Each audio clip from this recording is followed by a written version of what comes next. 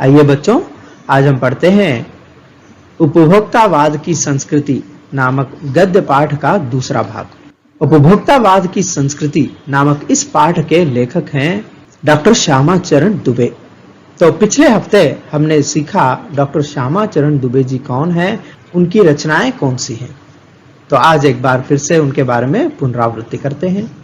Doctor Shyamacharan Dubey, इनका जन्म हुआ था 1922 में मध्य प्रदेश के सिवनी जिले में और इनकी रचनाएं हैं मानव और संस्कृति, परंपरा और इतिहास बोध, संक्रमण की पीड़ा आदि।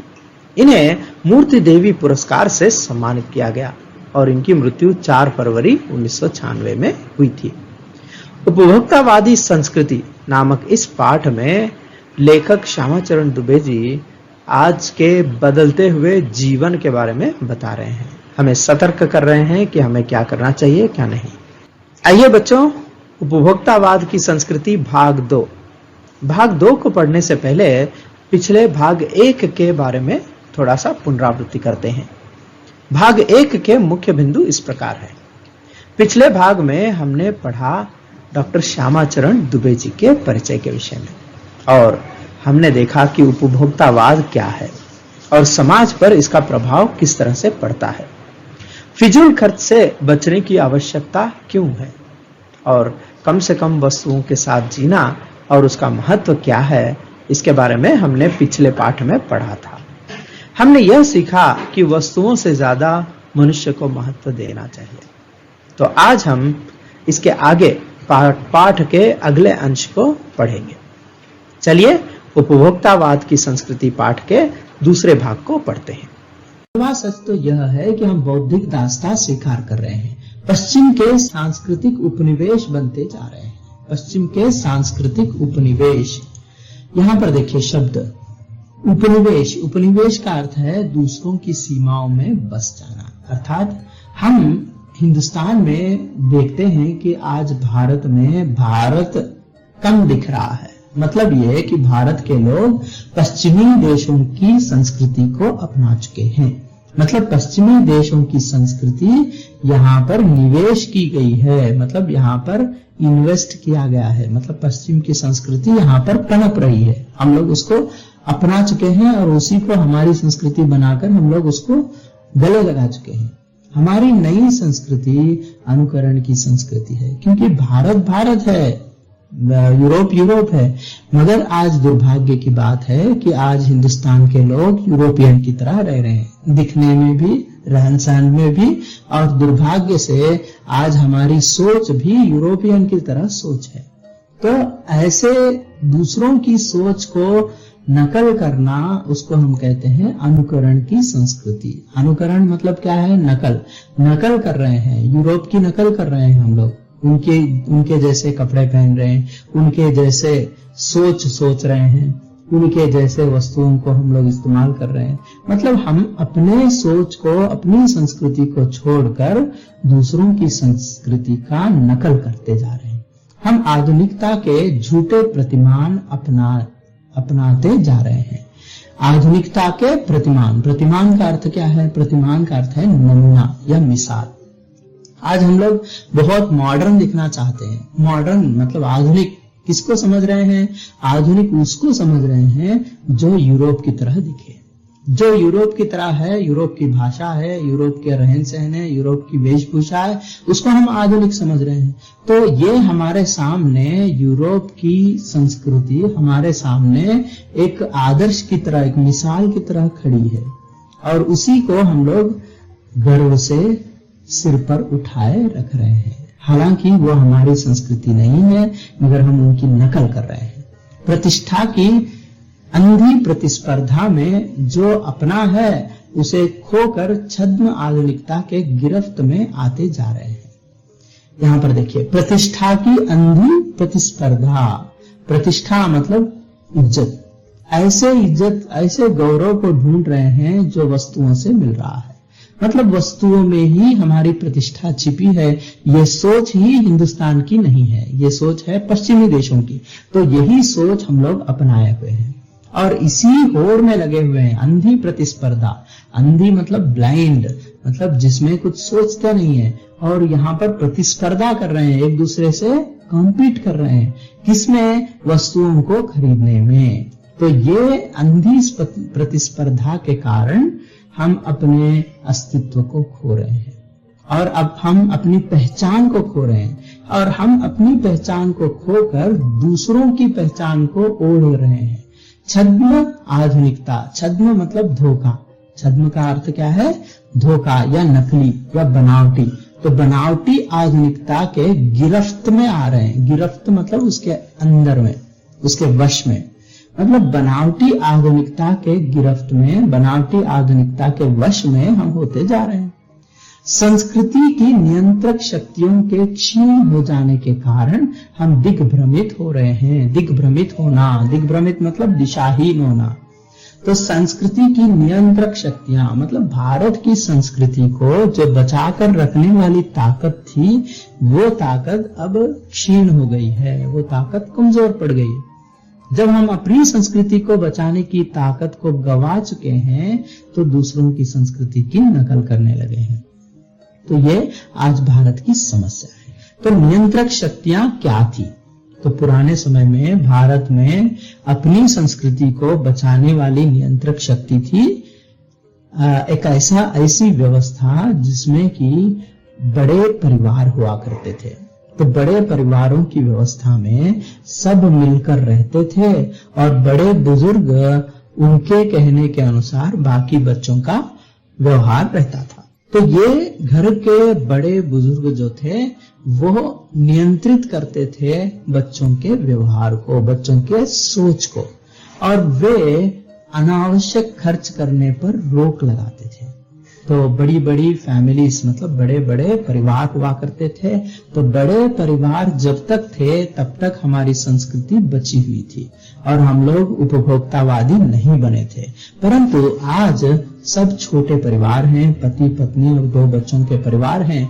ऐसे परिवारों में कोई नियंत्रक शक्ति नहीं है, मतलब कोई बोलने वाला, बताने वाला नहीं रहा कि आप क्या खरीद रहे हो, क्यों खरीद रहे हो, मेहनत की कमाई को फजूल खर्ची क्यों कर रहे हो, ये पूछने वाला कोई नहीं रहा। तो इसलिए आज हमारे परिवारों में हमारी संस्कृति को बचाने की जो ताकत थी, वो ताकत खत्म हो गई है। इसी कारण हमारा समाज ही अन्य निर्देशित हो रहा है, मतलब दिग्भ्रमित मतलब दिशाहीन हो जाना। तो आज हमारा समाज क्या हो रहा है? अन्य निर्देशित। अन्य निर्देशित का अर्थ क्या है? दूसरों के विचारों पर चलना, मतलब दूसरों के द्वारा बताए रास्ते पर चलना। तो ये हो रहा है। तो विज्ञान और प्रसार के सूक्ष्म तंत्र हमारी मानसिकता को बदल रहे हैं। उनमें सम्मोहन की शक्ति है और वशीकरण की भी। तो यहां पर देखिए, आज बड़े परिवार नहीं है, बड़े बुजुर्ग नहीं हैं ये बताने के लिए कि क्या अच्छा है क्या बुरा है, और वस्तुओं के पीछे दौड़ना और ये छद्म वेश धारण करना, दूसरों के संस्कृति की नकल करना, इस पर रोक लगाया करते थे। परंतु आज बड़े परिवार नहीं है, मतलब कोई रोकने वाला नहीं है, छोटे परिवार हैं, इसलिए मनमानी चल रही है। तो ऐसे समय में कौन हमें ये बता रहा है कि क्या खरीदना चाहिए? तो वो बताने वाले जो 2 वस्तु हैं वो हैं विज्ञान और प्रसार के सूक्ष्म तंत्र। अर्थात विज्ञान मतलब साइंस एंड टेक्नोलॉजी, मतलब जो टेलीविजन है, इंटरनेट है, हमें दिशा निर्देश कर रहे हैं, मतलब हमारी सोच को बदल रहे हैं। तो टेलीविजन और सिनेमा, इंटरनेट, यहाँ पर हम लोग देखकर अनेक वस्तुओं के प्रति आकर्षित हो रहे हैं, और उन्हें खरीदने के लिए हमारा मन ललचा रहा है, और हम अपनी मेहनत की कमाई को बिना सोचे समझे अनावश्यक वस्तुओं को खरीदने में लगाते जा रहे हैं। तो हमारी मानसिकता मतलब विचार या सोच, हमारी सोच को आज टेलीविजन और इंटरनेट, सिनेमा जैसे विज्ञान के प्रसार तंत्र, ये सूक्ष्म तंत्र हैं, दिखाई नहीं देते सिग्नल्स, मगर इनका प्रभाव हमारे जीवन पर गहरा है, और इनमें सम्मोहन की शक्ति है। सम्मोहन मतलब आकर्षित करने वाली शक्ति, मुग्ध करने वाली शक्ति है। और ये वशीकरण भी कर सकते हैं। वशीकरण मतलब अपने बस में कर लेना, मतलब टेलीविजन, सिनेमा, इंटरनेट, ये सब चीजें हमें आकर्षित कर रहे हैं और हमें अपने बस में कर चुके हैं। मतलब जो कुछ टीवी में आ रहा है उसे हम खरीदते जा रहे हैं, ये सोचे बिना कि उसकी आवश्यकता हमें है या नहीं है। तो अंततः इस संस्कृति के फैलाव का परिणाम क्या होगा? मतलब ठीक है, यहां तक तो हम अपने पैसे को हम खुद खर्च कर रहे हैं, बर्बाद कर रहे हैं, जो भी कर रहे हैं, परंतु इसका क्या परिणाम निकलेगा, रिजल्ट क्या होगा, यह गंभीर चिंता का विषय है। मतलब इसको सीरियसली सोचना चाहिए, गंभीरता से सोचना चाहिए। हमारे सीमित संसाधनों का घोर अपव्यय हो रहा है। इससे क्या हो रहा है, हम लोग मेहनत करके कमाते हैं तो हमारी कमाई फजूल में खर्च हो रही है। मतलब अगर हम एक सूची बनाएं कि हर एक वस्तु, मतलब कितनी कमाई करते हैं, उस कमाई में किस तरह से खर्च कर रहे हैं, एक सूची बनाकर देखिए कि उस सूची में हमें पता चलेगा कि आवश्यक वस्तुओं पर हम कम खर्च कर रहे हैं और अनावश्यक वस्तु, मतलब हमारे जीवन में किसी तरह से काम में नहीं आने वाले, उतना महत्व नहीं रखने वाले वस्तुओं पर हम ज्यादा खर्च कर रहे हैं। तो मेहनत की कमाई बर्बाद हो रही है हमारे इस आदत के कारण, नकल की आदत के कारण।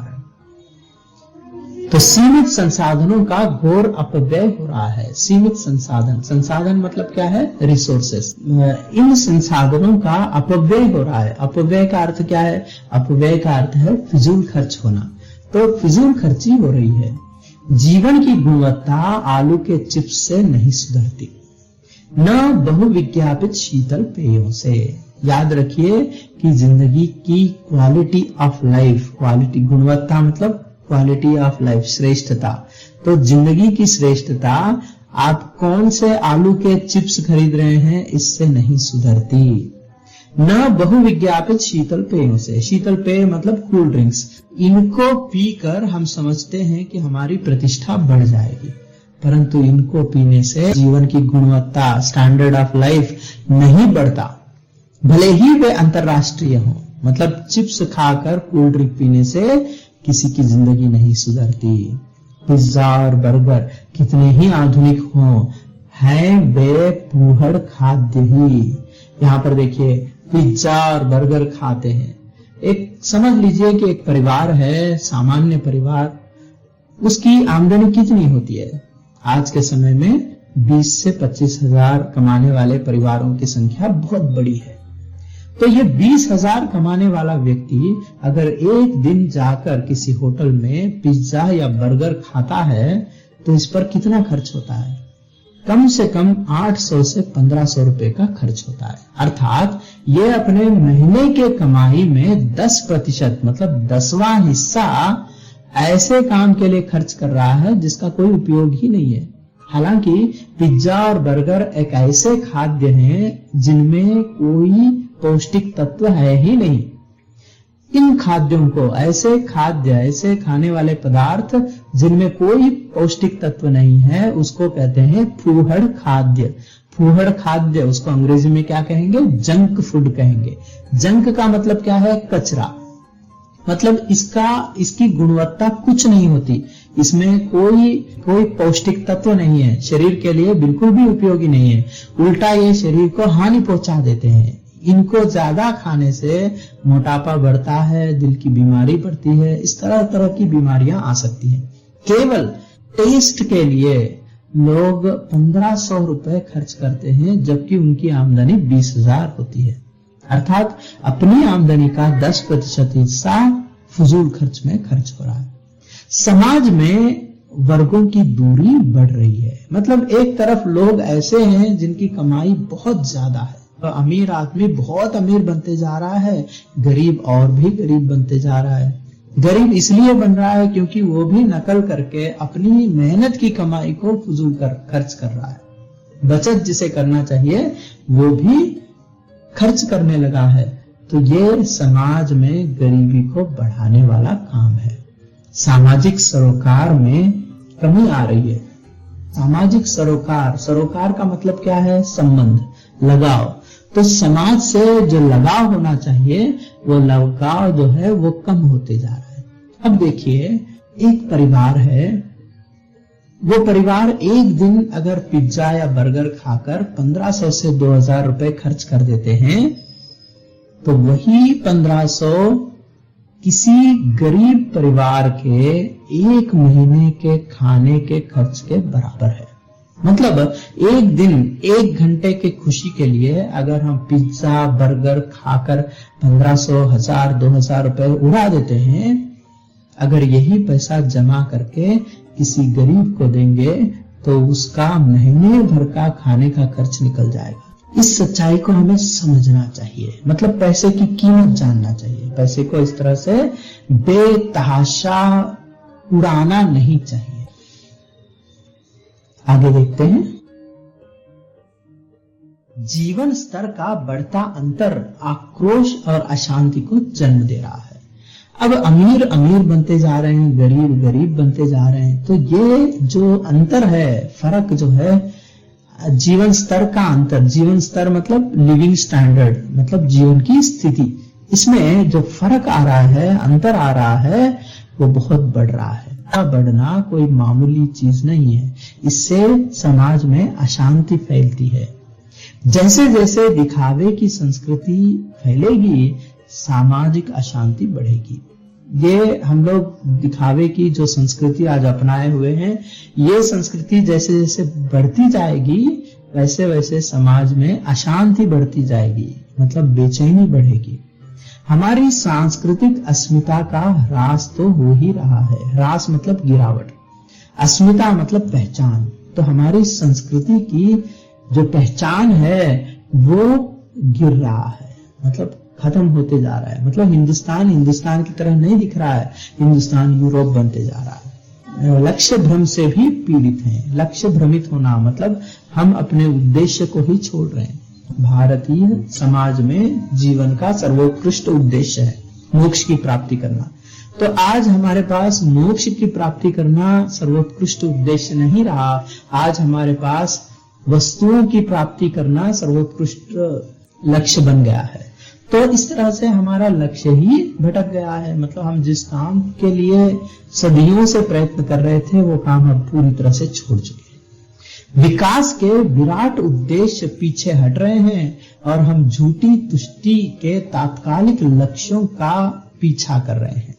तो यहाँ पर झूठी शान दिखाने के, तुष्टि मतलब खुशी, तो झूठी खुशी को दिखाने के तात्कालिक टेम्पररी लक्ष्य, मतलब ऐसे टारगेट्स हैं जो कि टेम्पररी हैं, जो नश्वर हैं, उनके पीछे हम लोग दौड़ते जा रहे हैं। मर्यादाएं टूट रही हैं। मर्यादाएं मतलब सीमाएं, बॉर्डर्स, बाउंड्रीज, जहां पर हम लोगों को क्या करना चाहिए क्या नहीं करना चाहिए उसकी एक सीमा होती है। तो वो सीमाएं टूट रही है, मतलब यहाँ पर कोई रोक टोक नहीं है। नैतिक मानदंड ढीले पड़ रहे हैं, व्यक्ति केंद्रिता बढ़ रही है। मतलब हमारे जीवन में हम अपने को ही सबसे ज्यादा महत्व दे रहे हैं। व्यक्ति केंद्रिता का अर्थ क्या है? स्वार्थ, स्वयं को ही ज्यादा महत्व देना। तो ये बढ़ रहा है। स्वार्थ परमार्थ पर हावी हो रहा है। परमार्थ मतलब दूसरों की मदद करना। तो दूसरों के बारे में सोचने की जो बात थी वो खत्म हो गया है। अब हम लोग केवल अपने बारे में ही सोच रहे हैं। भोग की आकांक्षाएं आसमान छू रही है। मतलब सारी चीजों का मैं इस्तेमाल करूंगा, मुझे ये एंजॉय करना है। ये एंजॉय करने की जो आकांक्षा है ना, इच्छा है, ये आसमान को छू रहा है और ये किसी व्यक्ति को संतोष या खुशी नहीं दे सकता। किस बिंदु पर रुकेगी यह दौड़, मतलब कहां तक जाकर हम इस दौड़ को रोकेंगे, ये पता नहीं। तो आज ये समस्या बहुत गंभीर हो गई है, इस पर हमें सोचना चाहिए। समझ लीजिए कि गौतम बुद्ध ने एक संदेश दिया था कि मनुष्य के खुशी के लिए क्या करना चाहिए। मतलब मनुष्य दुख से पीड़ित है तो दुख से दूर रहने का उपाय क्या है। तो दुख से दूर रहने का उपाय गौतम बुद्ध ने यह सुझाया था कि कम से कम वस्तु, कम से कम इच्छाएं रखना। इच्छाओं पर जीत हासिल करने वाला मनुष्य ही सच्चे सुख का अनुभव कर सकता है। यह भारतीय दर्शन है। परंतु आज हम ऐसी सोच को छोड़ चुके हैं और भौतिक जगत में अपने आप को लिप्त पा रहे हैं और ये हमें किसी पतन के ओर ले जा रहा है। तो अंत में लेखक महात्मा गांधी के उन विचारों को व्यक्त कर रहे हैं। गांधी जी ने कहा था कि हम स्वस्थ सांस्कृतिक प्रभावों के लिए अपने दरवाजे खिड़कियां खुले रखें पर अपनी बुनियाद पर कायम रहें। महात्मा गांधी ने कहा था विदेशी संस्कृति में जो अच्छी बातें हैं उन्हें अपनाने के लिए हमें अपने दरवाजे और खिड़कियों को खुला रखना चाहिए, परंतु हमें अपने बुनियाद पर कायम रहना चाहिए। मतलब उपभोक्तावादी संस्कृति हमारी सामाजिक नींव को ही हिला रही है। तो ये जो उपभोक्तावादी वस्तु प्रधान जो संस्कृति है, ये संस्कृति हमारे समाज के बुनियाद को, नींव का मतलब क्या है? बुनियाद। तो बुनियाद को ही हिला रही है, सामान्य बदलाव नहीं है। भविष्य के लिए यह एक बहुत बड़ी चुनौती है। चुनौती मतलब चैलेंज। इसलिए बच्चों हमें इस उपभोक्तावादी संस्कृति को छोड़ देना चाहिए।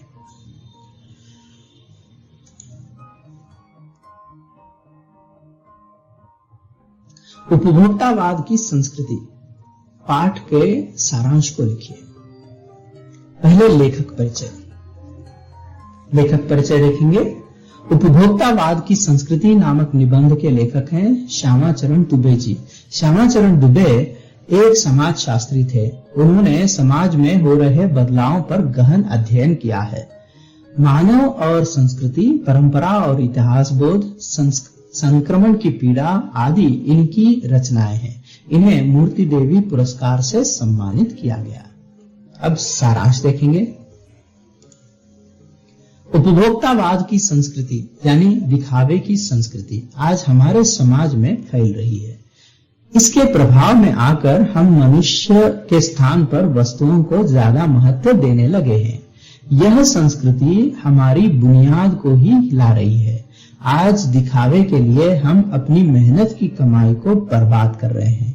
इससे फिजूल खर्ची बढ़ रही है। झूठी शान को दिखाने के लिए हम कर्ज कर रहे हैं। पश्चिम की नकल करके हम अपनी पहचान को ही खो रहे हैं। रुपये पैसे का महत्व बढ़ रहा है और मानव संबंध टूट रहे हैं। यह मनुष्यता के लिए खतरा है। इस प्रकार यह संस्कृति हमारे लिए एक चुनौती बन गई है। विशेषता। इस पाठ में हमारे जीवन पर उपभोक्तावादी संस्कृति के प्रभाव को बताया गया है। संदर्भ सहित व्याख्या। पहला संदर्भ। हमारे सीमित संसाधनों का घोर अपव्यय हो रहा है। जीवन की गुणवत्ता आलू के चिप्स से नहीं सुधरती, न बहुविज्ञापित शीतल पेयों से, भले ही वे अंतर्राष्ट्रीय हों। संदर्भ। यह वाक्य उपभोक्तावाद की संस्कृति नामक निबंध से लिया गया है। इसके लेखक श्यामाचरण दुबे जी हैं। व्याख्या। उपभोक्तावादी संस्कृति यानी दिखावे की संस्कृति के कारण हमारे सीमित संसाधनों का घोर अपव्यय यानी फिजूल खर्च हो रहा है। विज्ञापनों में दिखाए गए वस्तुओं को खरीदने से हमारा जीवन नहीं सुधरता। जीवन को सुधारने के लिए हमें समझदारी से काम लेना होगा। विशेषता। उपभोक्तावादी संस्कृति के प्रभाव को दिखाया गया है। दूसरा संदर्भ। उपभोक्तावाद की संस्कृति हमारी सामाजिक नींव को ही हिला रही है। यह एक बहुत बड़ा खतरा है। भविष्य के लिए यह एक बड़ी चुनौती है। संदर्भ। यह वाक्य उपभोक्तावाद की संस्कृति नामक निबंध से लिया गया है। इसके लेखक श्यामाचरण दुबे जी हैं। व्याख्या। उपभोक्तावाद की संस्कृति यानी दिखावे की संस्कृति हमारे समाज की बुनियाद को ही हिला रही है। आज दिखावे के लिए हम अपनी मेहनत की कमाई को बर्बाद कर रहे हैं। इससे फिजूल खर्ची बढ़ रही है। झूठी शान को दिखाने के लिए हम कर्ज में डूब रहे हैं। पश्चिम की नकल करके हम अपनी पहचान को ही खो रहे हैं। इस प्रकार यह एक चुनौती बन गया है। विशेषता, उपभोक्तावादी संस्कृति के प्रभाव को दिखाया गया है। नीचे दिए गए प्रश्नों के उत्तर 3 या 4 वाक्यों में लिखिए। पहला प्रश्न, उपभोक्तावादी संस्कृति का आपके जीवन पर क्या प्रभाव पड़ रहा है? उत्तर, उपभोक्तावादी संस्कृति का हमारे जीवन पर बहुत बड़ा प्रभाव है। दिखावे की इस संस्कृति के बढ़ने से फिजूल खर्च बढ़ रहा है। हमारी मेहनत की कमाई बर्बाद हो रही है। विज्ञापन के चक्कर में पड़कर हम कर्ज में डूब रहे हैं। इस संस्कृति के कारण मानव संबंध टूट रहे हैं और यह मनुष्यता के लिए खतरा है। अगला प्रश्न, प्रश्न 2, उपभोक्तावादी संस्कृति पाठ के अनुसार उपभोक्ताओं को कैसे जागरूक रहना चाहिए? उत्तर, उपभोक्तावादी संस्कृति पाठ से हमें यह संदेश मिलता है कि हमें विज्ञापन के चक्कर में नहीं पड़ना चाहिए। वस्तुओं को आवश्यकता के अनुसार ही खरीदना चाहिए। दिखावे से बचना चाहिए। यह समझ लेना चाहिए कि वस्तुओं से हमारी प्रतिष्ठा नहीं बढ़ती है। हमारी प्रतिष्ठा हमारे अच्छे कामों से बढ़ती है। एक अंक के प्रश्न। पहला प्रश्न, उपभोक्तावाद की संस्कृति पाठ के लेखक कौन हैं? उत्तर, श्यामाचरण दुबे। दूसरा प्रश्न, किन खाद्यों को लेखक फूहड़ खाद्य मानते हैं? उत्तर, पिज्जा और बर्गर जैसे खाद्य को लेखक फूहड़ खाद्य मानते हैं। तीसरा प्रश्न, श्यामाचरण दुबे को किस पुरस्कार से सम्मानित किया गया? उत्तर, श्यामाचरण दुबे जी को मूर्ति देवी पुरस्कार से सम्मानित किया गया। चौथा प्रश्न, हमारी सामाजिक नींव को कौन हिला रहा है? उत्तर, उपभोक्तावादी संस्कृति हमारी सामाजिक नींव को हिला रही है। तो बच्चों, आज इस पाठ में हम सीख रहे हैं कि हमें विज्ञापन के चक्कर में नहीं पड़ना चाहिए। हमें वस्तुओं में सुख को नहीं ढूंढना चाहिए, क्योंकि वस्तुओं से जो सुख मिलता है वह बहुत तात्कालिक रहता है और मानवता को हमें प्रधानता देना चाहिए। बचत करना चाहिए और बचे हुए उस धन का सदुपयोग करना चाहिए। धन का महत्व बहुत ज्यादा है, इसलिए मानवता को धन से ज्यादा महत्व देना चाहिए। हमें अपने देश की संस्कृति को छोड़कर विदेशियों की नकल नहीं करना चाहिए। तो यह इस पाठ का संदेश है। धन्यवाद।